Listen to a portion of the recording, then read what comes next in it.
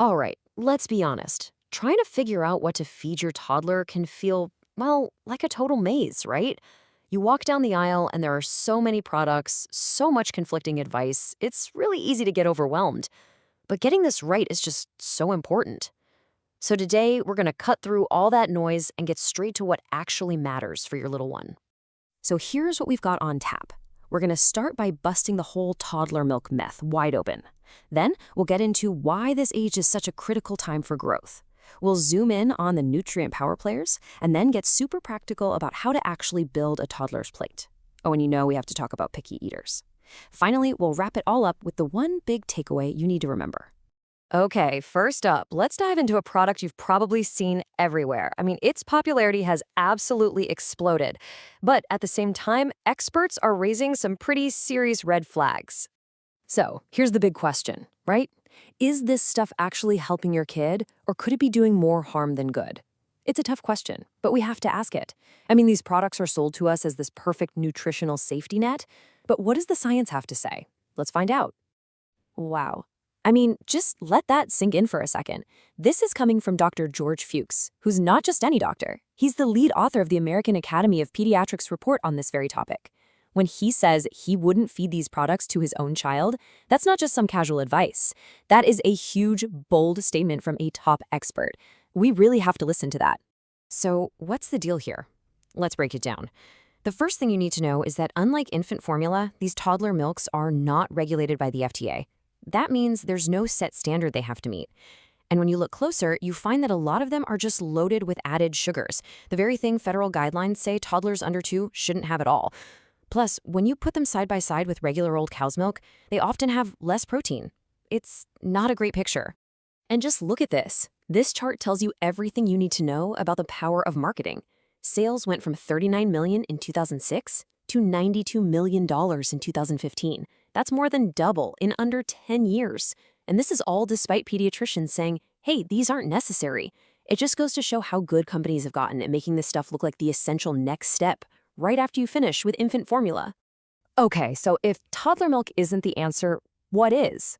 Well, to figure that out, we've got to take a step back and really understand why this specific age is so incredibly important for development.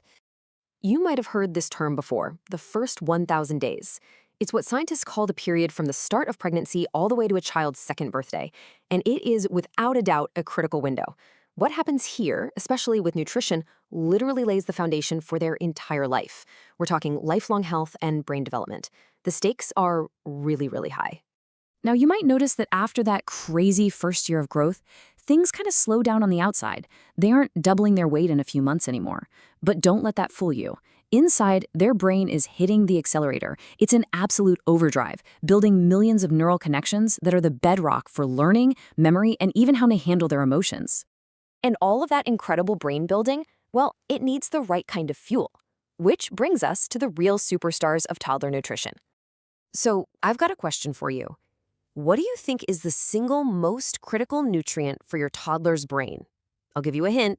We all know calcium is super important for bones, right? But there's another mineral that is an absolute MVP for their brain. The answer is iron. Seriously, iron is a huge deal. Think of it like this. Iron helps create the delivery trucks, the red blood cells, that carry oxygen all over the body. And where is that oxygen needed most in a toddler? Their rapidly growing brain. Getting enough iron is directly tied to better focus, learning, and memory. And on the flip side, not getting enough can lead to some really serious issues, like developmental delays. So, where can you find this all-important iron? Well, there are 2 types. You've got heme iron from animal sources. Think beef, chicken, fish. This is the stuff that's super easy for our bodies to absorb. Then there's non-heme iron from plants, like beans, lentils, and spinach. Now, here is the secret weapon. If you pair those plant-based iron sources with something high in vitamin C, like oranges or bell peppers, it helps your toddler's body absorb so much more of that iron. It's an amazing little nutrition hack. So what's the magic number? For toddlers between 1 and 3, the target is about 7 milligrams a day. Now, I know that doesn't sound like a huge amount, but remember how tiny their stomachs are? It really means we have to make every single bite count. But of course, iron isn't playing a solo game. It's got a whole team of all-stars with it. You've got calcium and vitamin D, They're the dynamic duo for building strong bones and teeth. Then there's vitamin B12, another critical one for the brain. A lack of B12 has even been linked to things like speech delays.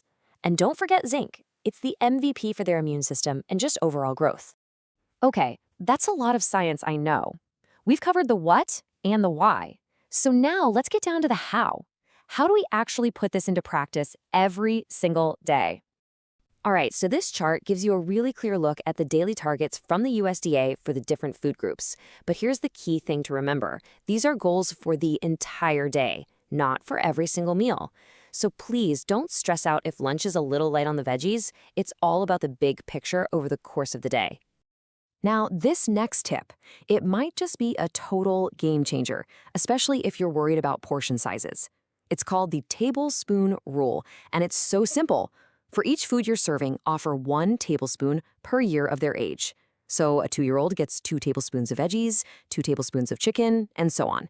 It's a perfect way to avoid putting a giant, overwhelming pile of food in front of them. Okay, let's talk about the elephant in the room. You can have the most perfect, nutritionally balanced meal planned, and then you run into the brick wall that is a picky toddler. We've all been there. It is a totally normal phase, but man, can it be frustrating. So let's get into some real-world solutions that can actually help. The biggest thing here is to take the pressure off for both of you. So tip 1, make it fun.